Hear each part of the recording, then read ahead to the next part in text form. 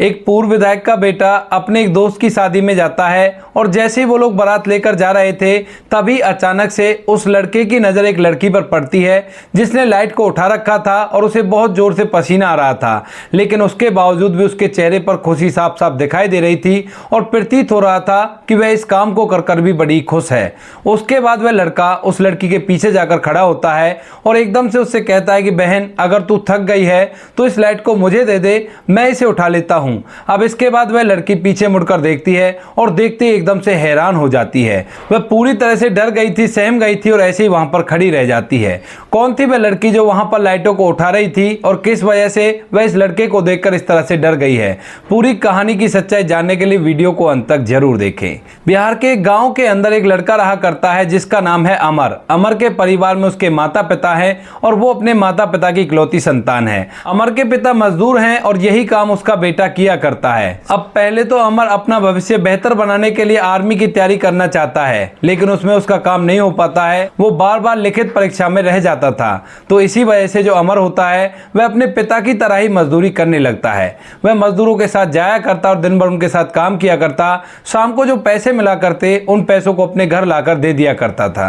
अमर की उम्र अभी ज्यादा नहीं थी, 24-25 साल थी और देखने में बड़ा ही खूबसूरत था। अब अमर जिस ठेकेदार के साथ काम किया करता था उसको एक पूर्व विधायक का घर बनाने का ठेका मिलता है। तो वह ठेकेदार अमर को अपने साथ लेता है और एक मजदूर और लेता है और उसके बाद वहां पर पहुंच जाता है। क्योंकि आज ज्यादा कुछ काम नहीं था, थोड़ा सा सीमेंट आया हुआ था, उसको अनलोड करवाना था और साथ में उस जगह का भूमि पूजन होना था। उसके बाद वह ठेकेदार अमर और एक और व्यक्ति को लेकर वहां पर पहुंच जाता है और वहां पर पूर्व विधायक को अपने कुछ साथियों के साथ और पंडित जी के साथ भूमि पूजन की तैयारी कर रहे थे।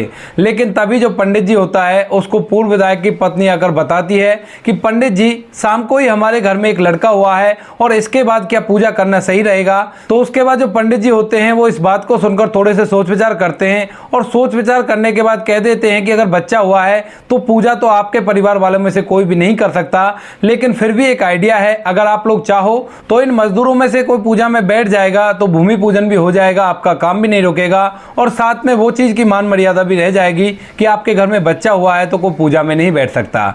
अब उसके बाद जो विधायक होते हैं पंडित जी की इस बात के लिए सहमत होते हैं और उन मजदूरों की तरफ देखने लगते हैं। उनकी नजर जैसे अमर पर जाती है तो वह अमर को अपने पास बुलाते हैं और बुलाने के बाद उसे पूरा मामला समझाते हैं और कहते हैं कि हम इस पूजा में नहीं बैठ सकते, लेकिन तुम उस पूजा को कंप्लीट करवा सकते हो। तो ऐसा करो, अच्छी तरह से नहा धो लो, मैं तुम्हारे लिए कुछ कपड़े मंगा देता हूँ। अब अमर विधायक जी के कहे अनुसार नहाने के लिए चला जाता है और इधर जो विधायक जी थे वो एक व्यक्ति को मार्केट भेजते हैं और वहां से इसके लिए एक सफेद धोती और सफेद बनियान मंगा देते हैं और उसके बाद अमर उन कपड़ों को पहनकर पूजा में बैठ जाता है। इतनी ही देर में विधायक जी की जवान बेटी जो कि बाहर रहकर पढ़ाई किया करती थी वो भी यहीं पर आ जाती है, क्योंकि उसे पता चलता है कि पूजा चल रही है और वह पढ़ाई से 1 महीने की छुट्टी लेकर घर पर आई थी। तो वह भी सीधा यहीं पर आ जाती है और पूजा का कार्यक्रम देखने लगती है।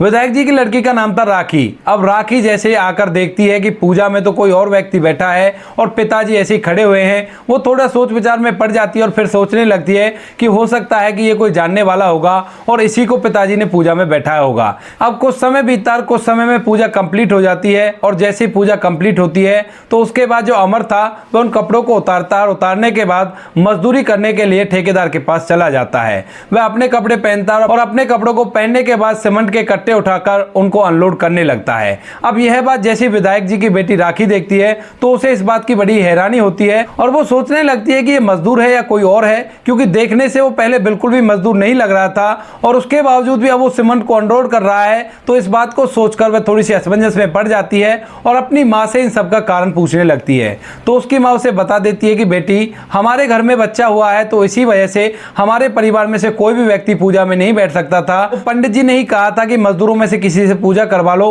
काफी ज्यादा अच्छा रहेगा। तो इसके बाद रेखा के पूरा मामला समझ में आ जाता है और वह समझ जाती है कि एक मजदूर है और इस वजह से इसे पूजा में बैठाया गया था। लेकिन रेखा ने जैसे ही अमर को देखा था तो वह देखते ही उसके बारे में अलग अलग तरह की बातें सोचने लगी थी।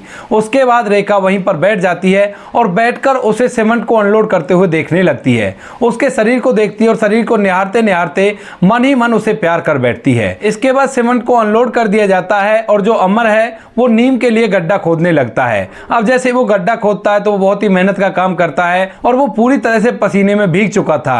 अब यह सब कुछ होता हुआ रेखा वहीं पर बैठी बैठी देख रही थी और वह मौके की तलाश कर रही थी कि कब वह अमर के पास जाए और उससे बातें करे, क्योंकि वो उसे पहली ही नजर में पसंद कर चुकी थी। तो अब वह उससे बात करना चाहती है, उसके बारे में जानना चाहती है और सोच रही है कि कहीं ये शादीशुदा तो नहीं है, क्योंकि रेखा ने मन बना लिया था कि मुझे इसी से शादी करनी है। इसके थोड़ी देर बाद दोस्तों विधायक जी वहां से जाने लगते हैं और रेखा को भी साथ चलने के लिए कहने लगते हैं, लेकिन रेखा अपने पिता से कह देती है कि पिताजी मैं यहीं पर रहकर काम देखना चाहती हूँ, आप चले जाइए। इसके बाद जो विधायक जी होते हैं वो अपनी पूरी फैमिली के साथ वहां से चले जाते हैं और रेखा वहीं पर बैठकर अमर की तरफ घूर घूर कर देखने लगती है। अब यह बात ठेकेदार भी देख लेता है और तभी जब उसका पिता चला जाता है तो रेखा अमर के पास जाती है और उससे बातें करने लगती है। वह पूछती है कि तुम्हारा नाम क्या है, तो अमर अपना नाम रेखा को बता देता है और कहता है कि मेरा नाम अमर है। और उसके बाद रेखा उससे पूछने लगती है कि तुम कहाँ के रहने वाले हो और यहाँ पर मजदूरी करने की क्या जरूरत तुम्हें पड़ गई। उसके बाद अमर उसे बताता है कि हमारा पिता भी मजदूरी किया करता है, तो हम भी मजदूरी करते हैं और यही हमारी रोजी रोटी है, हम इसी से पैसा कमाया करते हैं और अपने परिवार का गुजर बसर किया करते हैं। इसके बाद थोड़ी देर तक और ऐसी ही बातें होती है और बातों ही बातों में जो रेखा है उससे पूछ ही लेती है कि तुम्हारी शादी हुई है या नहीं हुई। तो इस बात को सुनकर अमर हंसने लगता है और कहता है कि मैडम अभी मेरी शादी की उम्र नहीं हुई है, मैं तो अभी बहुत छोटा हूं और अभी से मेरी शादी कैसे हो जाएगी। तभी वो अचानक से पूछने लगती है कि अच्छा ये बताओ कि तुम कैसी लड़की को पसंद करते हो। इस बात को सुनने के बाद जो अमर है वो थोड़ा सा हैरान हो जाता है और सोचने लगता है कि मैडम मुझसे क्या क्या पूछ रही हैं, आखिर क्या कारण है। क्योंकि जब मैडम उसे घूर घूर कर देख रही थी तो यह बात अमर ने भी नोटिस कर ली थी, लेकिन वो अभी मैडम से कुछ नहीं कहता है। उससे कह देता है कि मैडम मैं तो सिंपल लड़की से ही शादी करूंगा जो साधारण तरीके से रहती हो और ज्यादा उसकी ख्वाहिशें ना हो, और ज्यादा हाई फाई लड़की के हम खर्चे भी नहीं उठा सकते, हम तो मजदूर हैं, मजदूरी करके अपना भरण पोषण करते हैं और ज्यादा हाई फाई लड़की अगर हमारे घर में आ गई तो वह एडजस्ट नहीं कर पाएगी। इस बात को सुनने के बाद रेखा वहां से खड़ी हो जाती है और खड़ी होने के बाद अपनी कार में बैठकर वहां से चली जाती है। अब वो अपने घर चली गई थी और घर जाकर पूरे दिन भर वो अमर के बारे में सोचती रहती है। बार बार अमर का चेहरा उसके सामने आ रहा था और वह अमर के बारे में बार बार सोच रही थी। धीरे धीरे शाम हो जाती है और शाम के समय जो रेखा है अपने बिस्तर पर आराम करने के लिए लेट जाती है, लेकिन अब तक भी उसे अमर की याद आ रही थी और वह मन ही मन अमर से बेइंतहा प्यार करने लगी थी। इसके बाद रात भर वह सोचती है और सोचने के बाद सुबह तक एक फैसला कर लेती है और उसी फैसले पर काम करने के लिए दूसरे दिन उसी जगह पर जाने लगती है जहां पर उनके नए घर का निर्माण चल रहा था। लेकिन जाने से पहले जब वो तैयार होती है तो अपने कपड़ों के अंदर से सिंपल कपड़े ढूंढने लगती है ताकि अमर को भी ये लगे कि उसके कहे अनुसार आज वो सिंपल कपड़े पहनकर आई है, तो वह भी उसकी तरफ देखने लगे और उसकी तरफ अट्रैक्टिव हो जाए। इसके बाद वह अपने पुराना ड्रेस निकालती है और उस ड्रेस पर अच्छी तरह से इस्त्री करती है और इस्त्री करने के बाद उसे पहनकर तैयार हो जाती है। उसका पिता भी साइड पर जा रहा था और अपने पिता के साथ वो भी चलने के लिए कहने लगती है। इसके बाद उसका पिता कहता है कि बेटी तुम वहां पर क्या करोगी, तो वो कहती है कि पिताजी मुझे कंस्ट्रक्शन का काम देखना बड़ा ही अच्छा लगता है और मैं बैठकर वहां पर काम देखूंगी। इसके बाद वह अपने पिता के साथ उस साइट पर पहुंच जाती है और वहां जाकर फिर से अमर को देखने लगती है। अब वह अमर को देखती है और जो ठेकेदार था वह उस लड़की रेखा को देखता है और अमर को देखता है। अमर कभी कभार रेखा की तरफ देखा करता, लेकिन उसकी कुछ भी हिम्मत नहीं होती है कि वह रेखा से कुछ कह सके। धीरे धीरे कुछ समय बीता और कुछ समय बाद जो रेखा का पिता होता है वह किसी काम के लिए वहां से चला जाता है।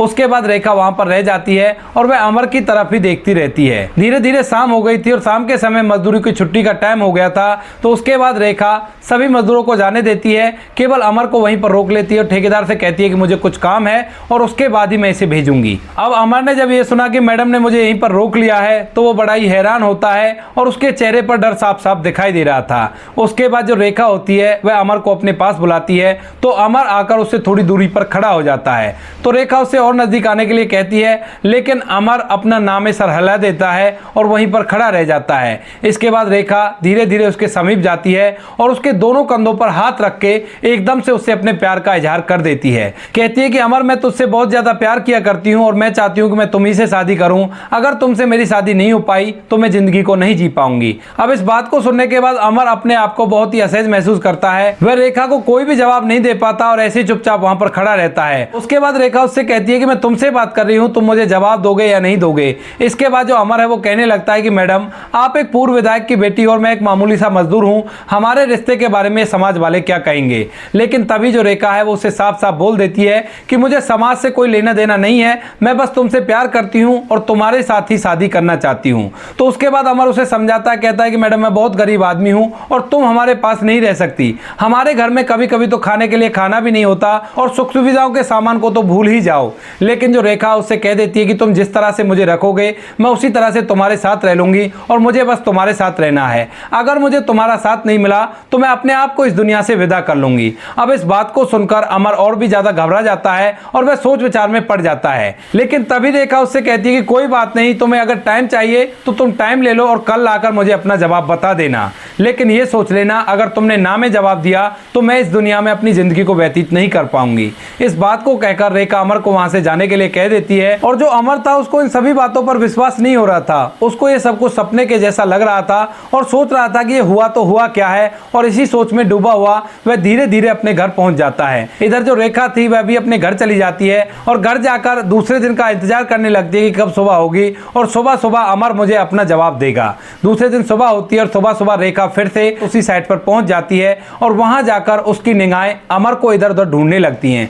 लेकिन आज अमर काम पे नहीं आया था तो इस बात को सोचकर वो थोड़ी सी परेशान हो जाती है और ठेकेदार के पास जाकर उससे पूछने लगती है कि अमर कहाँ है और वो आज क्यों नहीं आया है। तो उसके बाद ठेकेदार उससे कहता है कि मैडम उसकी नीयत खराब थी और इसी वजह से मैंने उसे काम पर लाने से मना कर दिया है। वह मेरे पास आया भी था लेकिन मैंने उसे मना कर दिया और कहा कि तुम जिस तरह से इधर उधर देखते हो उस बात को देखकर हम तुम्हें अपने साथ काम पर नहीं ले जाएंगे। अब इस बात को जैसे रेखा सुनती है तो उसे थोड़ी सी मायूसी होती है, लेकिन फिर वो चुपचाप वहीं पर मायूसी बैठ जाती है। अब तभी थोड़ी देर में अमर वहां पर आ जाता है और वहां पर आने के बाद ठेकेदार साहब से अपना हिसाब करने के लिए बोलने लगता है। वह कहता है कि ठेकेदार साहब मेरे पैसे दे दो और मैं यहां से चला जाऊंगा। अब जैसे रेखा अमर को आता हुआ देखती है तो एकदम से खिलखिला उठती है और सोचने लगती है कि सच में मुझे हाँ में जवाब देने के लिए यहाँ पर आया है, वरना आज जब इस ठेकेदार ने इससे मना कर दिया था तो फिर इसका यहाँ पर क्या काम था। अब उसके बाद जो ठेकेदार होता है वह अमर से कहने लगता है कि तुझसे मैंने मना किया था ना, तू यहाँ पर मत आना, तो फिर भी तू यहाँ पर क्यों आया है। अमर कहता है कि मुझे मेरे पैसे दे दो, मैं यहाँ से चला जाऊंगा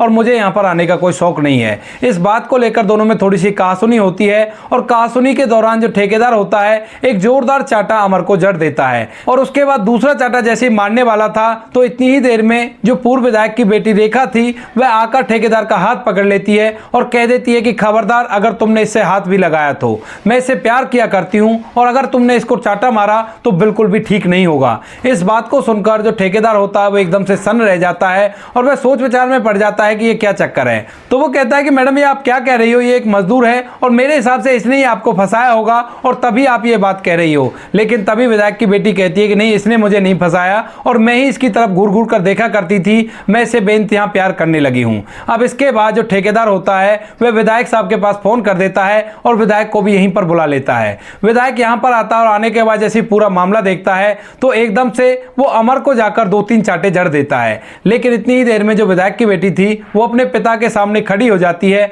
और कहती है कि पिताजी अब आपको इससे हाथ लगाने से पहले मुझ पर भी पिटाई लगानी होगी। इस बात को देखकर वो थोड़ा सा सोच विचार करते हैं और सोच विचार करने के बाद अपनी बेटी से कह देते हैं कि बेटी पहली बात तो यह कि मैं नहीं चाहता कि तू इस मजदूर के साथ शादी करे और फिर भी अगर तुमने फैसला कर लिया है तो मेरी आंखों के सामने से चली जाओ और मैं तुम्हें अब अपने घर में नहीं रख सकता। इस बात को सुनकर जो रेखा होती है उसकी आंखों में आंसू आ जाते हैं क्योंकि अभी तक उसे लग रहा था कि उसका पिता उसके फैसले की सराहना करेगा और उसको अपना लेगा, लेकिन उसके पिता ने उसे घर से जाने के लिए बोल दिया था।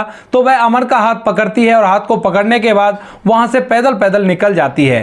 थोड़ी दूर जाने के बाद जो अमर होता है वो उससे कहने लगता है कि मैडम आपने बहुत ही गलत किया है और आपको ऐसा नहीं करना चाहिए था, आपको मेरे साथ रहकर बहुत परेशानियों का सामना करना पड़ेगा और यह फैसला आपका बिल्कुल गलत है। लेकिन तभी जो विधायक की बेटी रेखा होती है वो उससे कहती है कि ये बताओ क्या तुम मुझसे प्यार करते हो या नहीं, अगर तुम मुझसे प्यार करते हो तो ठीक है, अगर नहीं करते तो आज के बाद मैं इस दुनिया में तुम्हें कहीं भी नहीं मिलूंगी। इसके बाद जो अमर होता है वह थोड़ी देर तक सोच विचार करता है, सोच विचार करने के बाद अपना हाथ झटकता है और उल्टा रेखा का हाथ पकड़ लेता है और कहता है कि ठीक है मैडम, मैं भी आपसे प्यार करता हूं और हम दोनों एक साथ अपनी जिंदगी को व्यतीत करेंगे। लेकिन अमर कहता है कि आपके पिता बहुत पावरफुल है और वो मेरे साथ कुछ भी कर सकते हैं। तो रेखा अमर से कहती है कि कोई बात नहीं, अगर ऐसी बात है तो हम ये शहर ही छोड़ देंगे और यहां से कहीं और जाकर अपना समय व्यतीत कर लेंगे। मैं तुम्हारे साथ रहकर मजदूरी कर लिया करूंगी और दोनों एक साथ हंसी खुशी अपना जीवन व्यतीत करेंगे। इसके बाद रेखा और अमर उस शहर को छोड़कर वहां से कलकत्ता शिफ्ट हो जाते हैं। कलकत्ता में जाकर जो अमर होता है वह किराए का कमरा लेता है और उसके बाद वहीं पर मजदूरी करने लगता है। और इधर यह बात चारों तरफ फैल जाती है कि एक मजदूर के साथ विधायक की बेटी ने शादी कर ली है और वो दोनों इस शहर से फरार हो गए हैं। अब विधायक जी भी अपनी बेटी और उस लड़के को इधर उधर ढूंढते हैं लेकिन उन्हें उसका कहीं भी आता पता नहीं चलता। अब इस बात के बारे में रेखा के बड़े भाई को भी पता चल जाता है जो कि बाहर रहकर बिजनेस किया करता था, तो वह भी वापस से घर पर आ जाता है। घर पर आने के बाद वह अपने माँ बाप से पूरी बात को समझता है और समझने के बाद उसे पता चल जाता है कि उसकी बहन उस लड़के से बहुत ही ज्यादा ज्यादा प्यार किया करती थी और तभी उसने इतना कठोर फैसला लिया है कि वो अपने पूरे परिवार को छोड़कर उसके साथ चलने को तैयार हो गई। इसके बाद रेखा का भाई भी इधर उधर अपनी बहन को ढूंढने लगता है और काफी ढूंढने के बाद भी उसके हाथ कोई भी सुराग नहीं लगता है और उसे नहीं पता चलता है कि रेखा कहाँ गई है। रेखा का भाई भी थक हार कर बैठ जाता है और वह ऐसे ही अपने जीवन को व्यतीत करने लगते हैं। लगभग 1 साल इस बात को हो गया था और 1 साल बाद जो रेखा का भाई होता है उसके दोस्त की शादी थी और उस शादी में उसको निमंत्रण मिला था। इसके बाद जो रेखा का भाई है उस शादी को अटेंड करने के लिए चला जाता है और जैसे ही वो लोग बारात लेकर उस जगह पर पहुंचते हैं तो जो रेखा का भाई होता है वह वहां पर अपनी बहन रेखा को देखता है जिसने वो लाइट पकड़ रखी है, जिस लाइट को लेकर उजाला किया जाता है शादियों के अंदर। और उसको पकड़ने के बाद भी उसके चेहरे पर एक अलग सी स्माइल है क्योंकि साथ में वो लड़का भी खड़ा हुआ था जिसका नाम था अमर और जिसके साथ वह भागी थी। अब दोनों पति पत्नी लाइट को पकड़कर उस शादी में खड़े हुए थे और ऐसे ही छोटे मोटे काम कर वो अपना गुजारा किया करते थे। अब जब रेखा का भाई अपनी बहन को देखता है तो उसे इस बात का बड़ा ही बुरा लगता है और उसकी आंखों से आंसू टपकने लगते हैं। लेकिन फिर वो चुपके से रेखा के पीछे चला जाता है और वहां जाकर उससे कहने लगता है कि बहन, अगर इस लाइट के अंदर ज्यादा वजन है तो तुम इसे मुझे दे दो, मैं इसको थोड़ी देर तक पकड़ लेता हूं। इस बात को सुनने के बाद और यह आवाज जैसी रेखा के कानों में पड़ती है तो एकदम से वो पलट कर देखती है और देखती है एकदम से हैरान और परेशान सी हो जाती है क्योंकि उसे उम्मीद नहीं थी कि उसका भाई उसे यहाँ पर देख लेगा, वो भी इस हालत में। लेकिन तभी रेखा का भाई उससे कहता है कि बहन, डरने की कोई जरूरत नहीं है, तुम ऐसा करो थोड़ी देर के लिए मुझसे बात करने के लिए साइड में आओ। उसके बाद रेखा का भाई रेखा को साइड में ले जाता है और इस बात को देखकर अमर भी वहां से रेखा के पास चला जाता है। वह जाने के बाद समझने लगता है कि यह लड़का कौन है और किससे मेरी पत्नी बातें कर रही है तो उसे पता चल जाता है कि रेखा का भाई है और इसने काफी दिनों तक उसे ढूंढने की कोशिश की थी। तो उसे भी इस बात का डर लगता है और वह सोचने लगता है कि कहीं यह हमारे साथ उल्टा सीधा ना कर दे। लेकिन उसके बाद जो रेखा का भाई होता है वो उससे पूछने लगता है कि बहन तू खुश तो है ना। तो उसके बाद उसकी बहन कहती है कि भैया मैं बहुत ही ज़्यादा खुश हूँ और मुझे मेरा प्यार मिल गया और उसी के साथ मैं अपनी ज़िंदगी को व्यतीत कर रही हूँ। लेकिन तभी रेखा का भाई उससे पूछने लगता है कि तुम लोग रहते कहाँ हो। तो उसके बाद रेखा डरते हुए अपने भाई को अपने ठिकाने पर ले जाती है जहाँ पर वो लोग एक किराए का कमरा लेकर रहा करते थे। अब रेखा का भाई जैसे उस घर के अंदर घुसता है तो उसे देखने में लगता है कि ये घर तो हमारे बाथरूम से भी छोटा है, लेकिन उस घर के अंदर चीज़ों को बड़ी अच्छी तरह से सहेज कर रखा गया था जिन्हें देखने के बाद पता चल रहा था कि इस घर के अंदर जो व्यक्ति रहते हैं उन दोनों के बीच में बहुत ही गहरा प्यार है। अब इन सभी चीज़ों को देखने के बाद रेखा का भाई समझ जाता है कि उसकी बहन उस व्यक्ति के साथ बहुत ही ज़्यादा खुश है जिसके साथ वो भाग कर आई है। तो वो उससे कहता है कि बहन ये तो अच्छी बात है कि तुमने अपनी पसंद से शादी कर ली, लेकिन मुझे ये सब कुछ अच्छा नहीं लगता कि तुम मजदूरी करो और मजदूरी करने के बाद अपना जीवन व्यतीत करो। अपना एटीएम कार्ड निकालता है और उसे अमर को दे देता है और कहता है कि इसका पिन ये है और बैंक से जाकर 1 लाख रुपए निकाल लाओ और आज से तुम लोगों को कहीं पर भी काम करने की जरूरत नहीं है, फौरन से अपना घर चेंज कर दो और अच्छे से घर में रहने लगो।